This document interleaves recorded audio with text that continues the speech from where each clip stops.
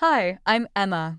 Today, I'm going to read you the story of Amber, which is titled, "You're Our Lifesaver," my mom told me after I transferred them another $400. But then she forgot to hang up, and I heard their real opinion. She thinks we love her. She's a mistake, they said. So, I kept quiet until the next money transfer. Well, let's go. I'm Amber, 28 years old, and I work in finance at a pretty decent company. It all started when my boss called me into his office on a Tuesday morning. Mr. Rodriguez has been my supervisor for 3 years now, and he's actually a pretty decent guy. I knocked on his door and walked in. He was sitting behind his big wooden desk with some papers spread out in front of him. "Amber, have a seat," he said, gesturing to the chair across from him. "I've got something important to discuss with you." I sat down and tried to read his expression. He looked serious, but not angry. "I've been watching your work for a while now," he started.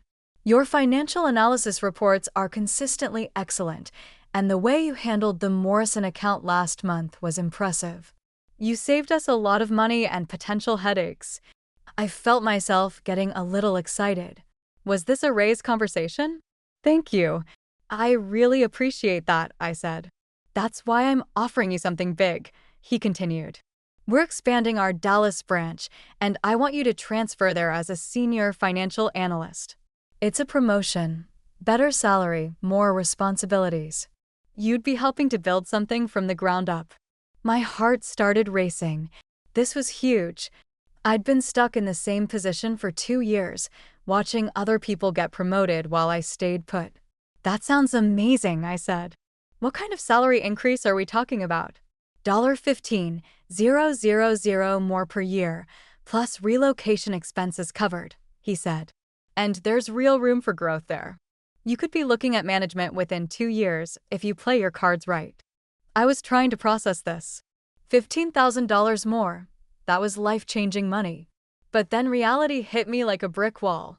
Dallas was 8 hours away from here, 8 hours away from my family. "How long do I have to decide?" I asked. "Give me an answer by Friday." "That's 4 days," he said. "I know your family situation, and I understand this isn't just about you. But think carefully about what's best for your career long-term." I thanked him and walked out of his office in a daze. My family situation. He knew about my family situation because I'd mentioned it before when I couldn't travel for conferences or stay late for certain projects. Let me explain my family situation because it's complicated. I'm the oldest of 3 kids. My parents are good people, don't get me wrong, but they never finished college. Dad works construction when his back allows it, and Mom used to work at a retail store until her arthritis got bad about 3 years ago.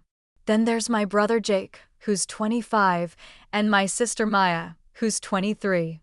Neither of them went to college either.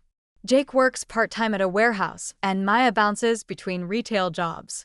They both live in their own apartments but barely scrape by. I was the lucky one, I guess. I was always good at math and reading, and my parents pushed me to study hard. I got a full scholarship to a decent financial college, which was honestly a miracle because we couldn't have afforded it otherwise. My parents always reminded me of that too. "We raised you right," Mom would say. "We made sure you read books and did your homework. That scholarship was because of how we brought you up." And they were right, I suppose. They did encourage me to learn. They bought me books when they could afford them and helped with homework when they could. So when I graduated and got this job, I felt like I owed them something. It started small. Mom needed $200 for a car repair. Dad needed $300 for some medical bills. Jake needed help with his security deposit. Maya needed money for work clothes. It just seemed natural to help out when I could. But then Mom's arthritis got worse and she couldn't work full-time anymore. The mortgage payments were getting hard for them to manage on just Dad's income. So I started helping with that too, just temporarily, until Mom could get back on her feet. Except Mom never really got back on her feet. And somehow, without really noticing how it happened, I became the family ATM. I was paying their entire mortgage, helping with Mom's medical expenses, covering Jake's rent when his hours got cut, helping Maya when she was between jobs. I was making decent money, but after helping everyone else, I barely had anything left for myself. I was still living in a crappy one-bedroom apartment, driving a car that was falling apart, buying generic groceries. I hadn't taken a real vacation in 3 years. I hadn't even been able to save up for a down payment on my own place. But they were my family, you know?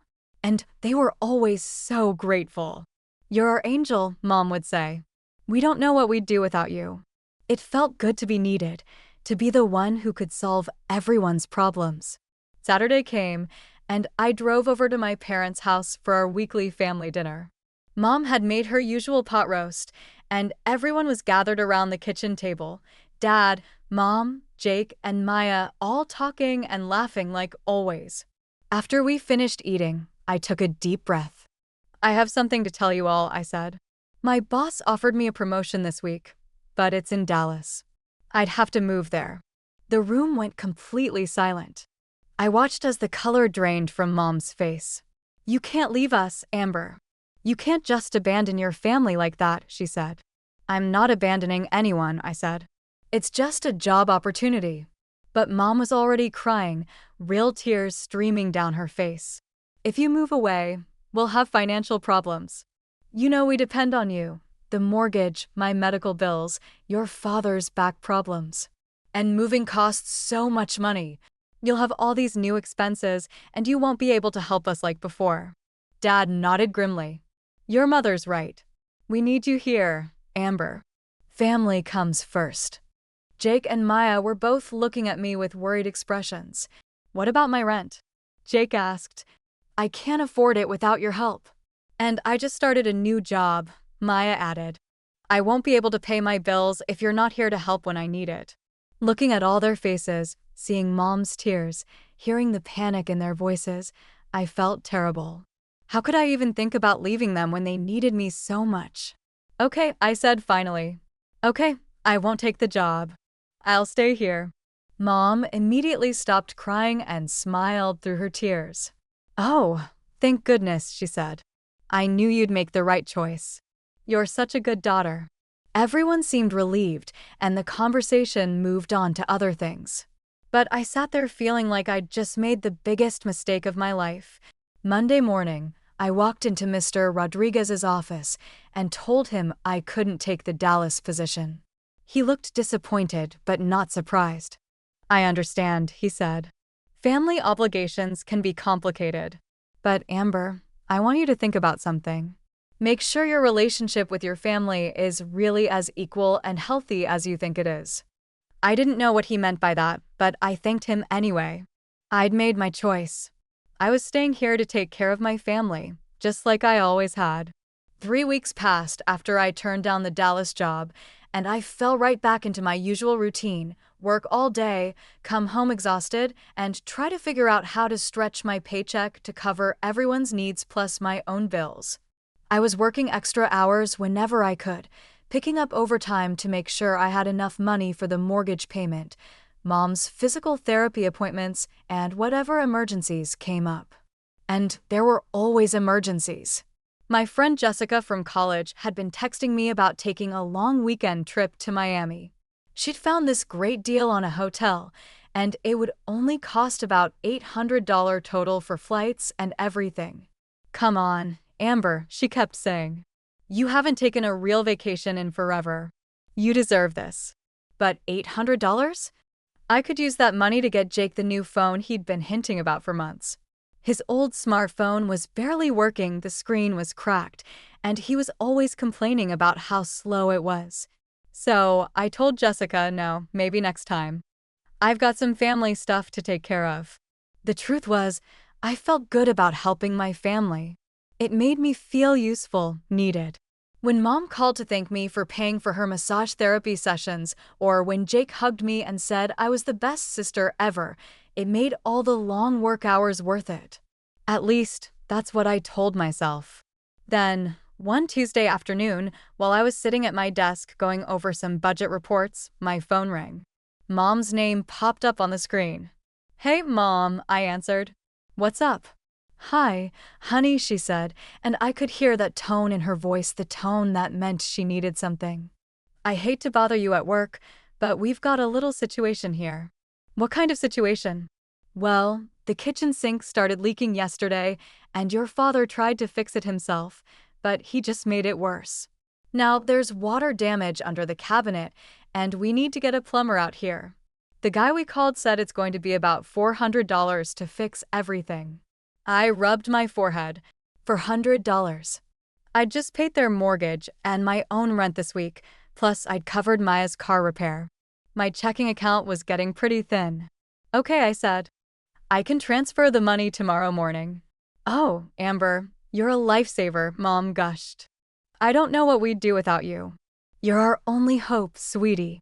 Your father and I were up all night worrying about this, but I knew you'd come through for us." "You always do." Her words made me feel warm inside. We said goodbye, and I was about to hang up when I realized the call was still connected. I could hear voices in the background. Mom must have forgotten to end the call on her end.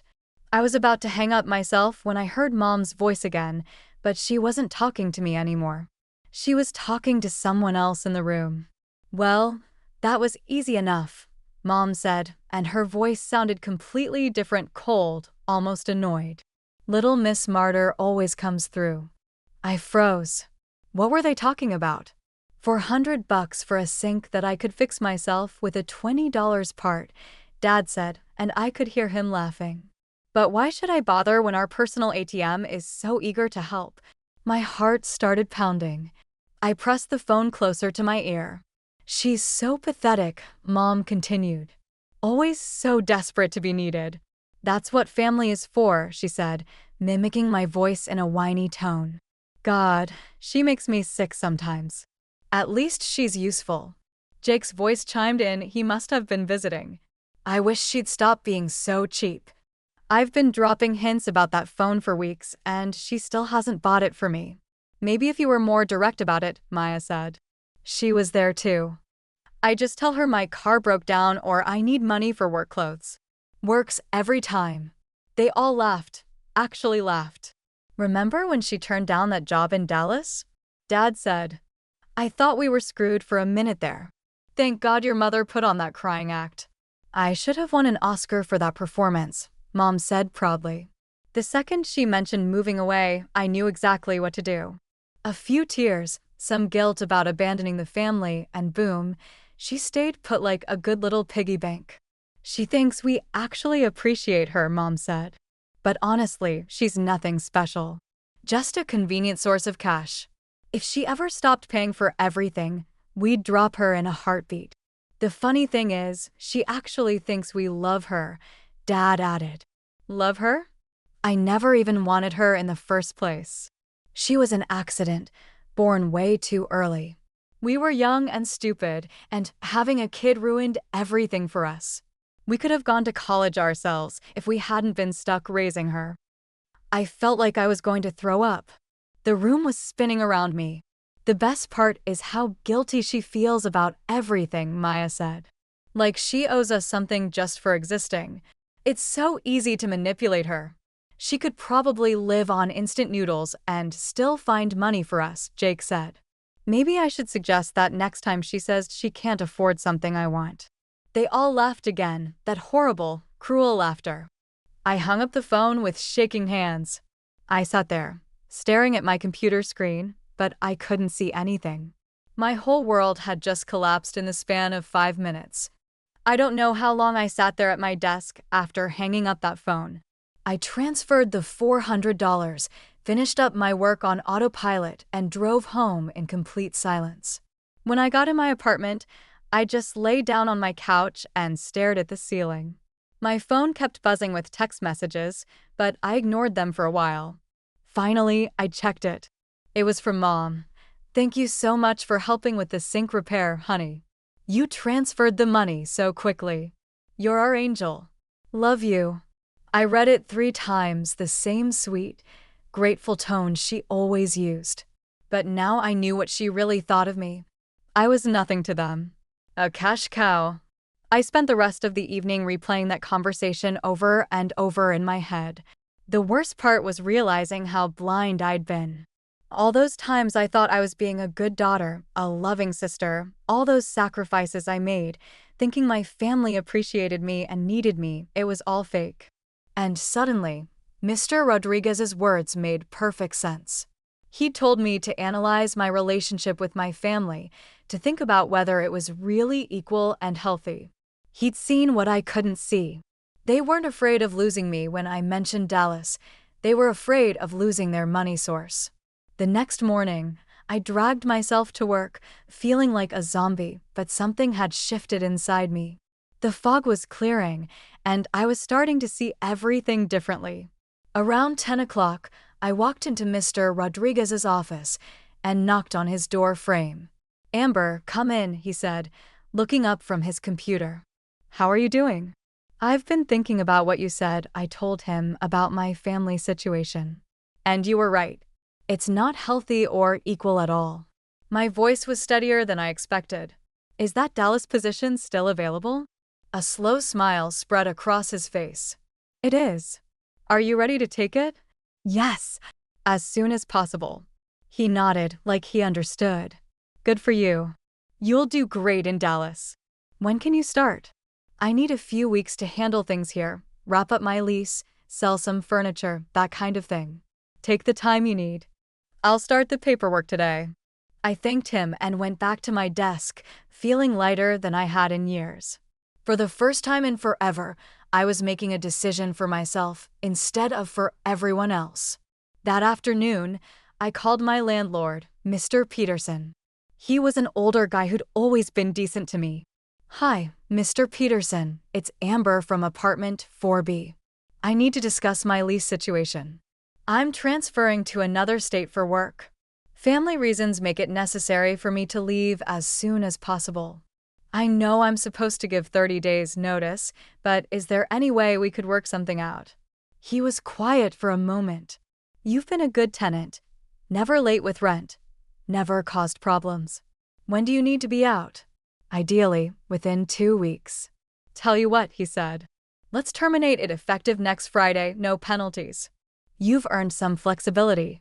I almost cried with relief. "Thank you so much, Mr. Peterson. That means everything to me." The next week was a blur of activity. I sold most of my furniture to a consignment shop, packed my essential belongings, and started looking at apartments in Dallas online. I found a decent one-bedroom place and arranged everything through a realtor. The hardest part was not telling my family.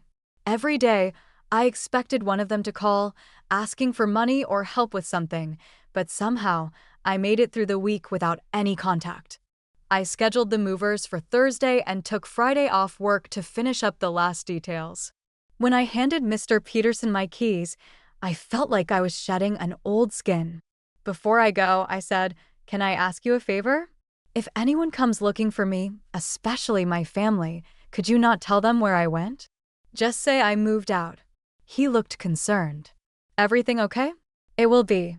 I just need a clean break from some toxic people." "You got it." "As far as I'm concerned, you just disappeared."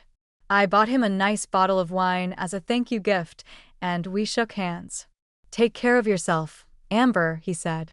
Saturday morning, I drove to Dallas, 8 hours of freedom with my entire life packed into my car. I'd arranged to start work on Monday, and I spent the weekend getting settled in my new apartment. Monday came, and I walked into my new office, feeling nervous but excited. My new team was welcoming, and the work was challenging in a good way. I had real responsibilities. People actually listened to my ideas, and I felt like I was finally using my skills properly. 3 days into my new job, my phone rang. Mom's name popped up on the screen. I stared at it for a long moment, then let it go to voicemail. She tried again an hour later, then again that evening. I didn't answer any of the calls. The next day, she sent a text. "Haven't heard from you in a while, honey. I was thinking of coming over to visit this weekend. It's been too long since we've seen you." I knew exactly what that meant. They needed money for something and wanted to ask in person. I deleted the message without responding. Over the next few days, the calls and texts escalated. First Mom, then Dad, then Jake and Maya, all of them trying to reach me, all of them probably wondering why their personal ATM wasn't responding. Finally, Mom sent a text about the mortgage payment being due soon and asked me to transfer the money like always. I smiled as I read it. For the first time in years, I smiled at a message from my family because I knew I was never sending them another penny. The calls and messages kept coming for another week. By then, they were getting desperate. Jake called me 6 times in one day. Maya left a voicemail saying she really needed to talk to me about something important. Dad texted, asking if I was okay because I wasn't responding to anyone. But I ignored them all, every single message, every single call. It felt amazing. Then Mom sent a panic text saying she'd driven to my apartment but found it empty. She said she talked to my landlord and he told her I'd moved out but wouldn't say where. I actually laughed out loud when I read that. Good old Mr. Peterson had kept his word. The messages after that were frantic. Where was I? Why wasn't I answering? What was going on? They tried calling my work, but I'd already told HR that if anyone from my family called asking for me, they should say I no longer worked there. A week later, I decided it was time to end this once and for all. I sat down at my laptop and wrote an email to Mom. I wanted to put everything in writing so there would be no confusion. Mom, I heard your conversation after you called me about the sink repair. I heard everything you, Dad, Jake, and Maya said about me. I know you think I'm nothing and nobody, just a convenient source of cash. I know Dad never wanted me to be born and that you blame me for ruining your lives. I know the crying at dinner was all an act to manipulate me into staying. I know none of you actually love me or appreciate anything I've done for you. So, congratulations, the nobody is no longer going to support any of you. Don't bother trying to contact me because I'm changing my phone number. You'll never get another cent from me. I hit send before I could second-guess myself. The response came the next morning. Mom had written this long, pathetic email saying they were all begging for forgiveness. She claimed that after reading my email, she'd had such severe chest pains that they'd had to call an ambulance. She said she'd been in the hospital all night with heart problems. She wanted to meet with me in person to apologize and make things right. I read the whole thing and just shook my head. Even now, she was trying to manipulate me, making up some dramatic medical emergency to guilt me into responding. It was so obvious and pathetic. I deleted the email without responding. True to my word, I changed my phone number that week. I also blocked all of them on every social media platform I had. I set up filters so any emails from their addresses would go straight to spam. For the first time in my adult life, I was completely free from them, and you know what? It felt incredible. My new job was going great. My boss in Dallas actually valued my work and treated me like a professional. I got a raise after just 2 months, something that never would have happened at my old job. Without having to support 4 other adults, I suddenly had money, real money. Money for myself. I bought new clothes, got a better car, and started saving for a down payment on a house. I even booked that vacation Jessica had been talking about. We went to Miami for a long weekend, and it was amazing. I haven't spoken to any of my family members in 6 months now. I don't know how they're managing their bills, and honestly, I don't care. I'm sure they figured something out. Maybe Dad actually learned to fix that sink himself. Maybe Jake got a full-time job. Maybe Maya stopped bouncing between retail jobs and found something stable. Or maybe they're struggling financially for the first time in years. Either way, it's not my problem anymore. My old friends from home who know the whole story have been supportive. They don't update me about my family, which I appreciate. The few times someone has mentioned seeing one of them around town, they just say they look fine and change the subject. I'm saving money for the first time in my life. I'm looking at houses, planning for my future, thinking about maybe going back to school for my MBA, all things I never could have done when I was supporting 4 other people. The best part is how different I feel about myself. I used to think I needed to be needed, that my worth came from how much I could help others. But that wasn't helping, that was enabling. I was enabling 4 grown adults to avoid taking responsibility for their own lives. Now I help people in healthy ways. I volunteer at a financial literacy program on weekends, teaching people how to budget and save money. I mentor younger women at work. I donate to charities that actually make a difference. But I don't light myself on fire to keep other people warm anymore. Sometimes, people ask me if I miss my family or feel guilty about cutting them off. The answer is no. You can't miss people who never really loved you in the first place, and you can't feel guilty about refusing to be someone's victim. I'm 29 now, living in a city I love, doing work that challenges me, saving money for my own dreams instead of funding other people's lack of ambition. I have friends who actually care about me as a person, not as a source of money. Last month, I went onk. /users/del/appdata/local/temp/WeChat files/docs. 1. Docs on a weekend trip to Austin, just because I felt like it. I stayed in a nice hotel, ate at fancy restaurants, and bought myself a beautiful necklace I'd been wanting. The whole trip cost about $800, the same amount I used to give my family in a typical month.